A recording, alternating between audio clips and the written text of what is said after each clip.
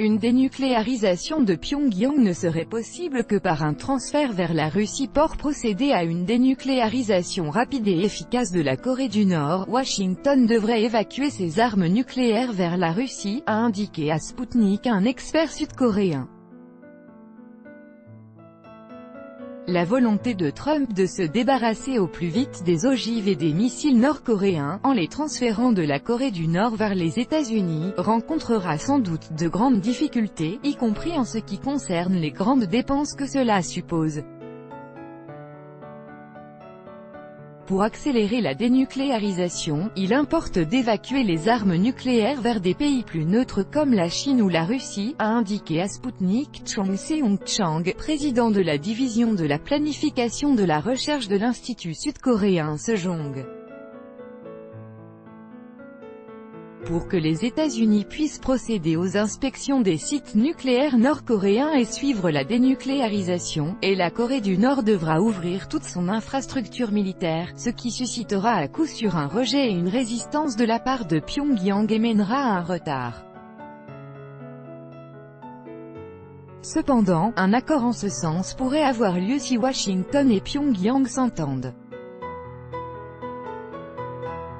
À l'issue de leur sommet du 12 juin, Donald Trump et Kim Jong-un ont déclaré que Pyongyang s'engageait à prendre des mesures en vue d'une dénucléarisation totale de la péninsule coréenne.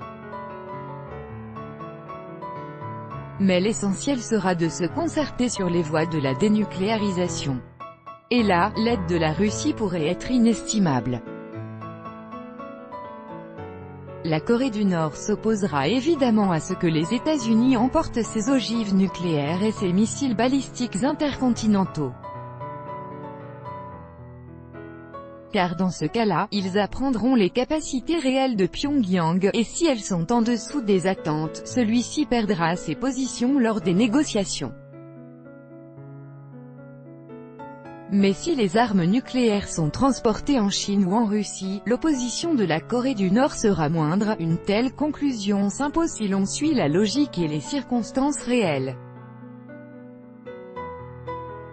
La Russie a l'expérience de l'utilisation des armes nucléaires, tandis que la Chine n'en a pas. C'est pourquoi techniquement, le plan consistant à évacuer les ogives nucléaires vers la Russie et de les y détruire est plus réel. D'autre part, Pyongyang est aujourd'hui plus proche de la Chine que de la Russie. Si Washington souhaite une progression rapide et sans encombre de la dénucléarisation, il doit donner à la Chine et à la Russie la possibilité d'apporter leur contribution au règlement du problème, estime Chung Seung-chang.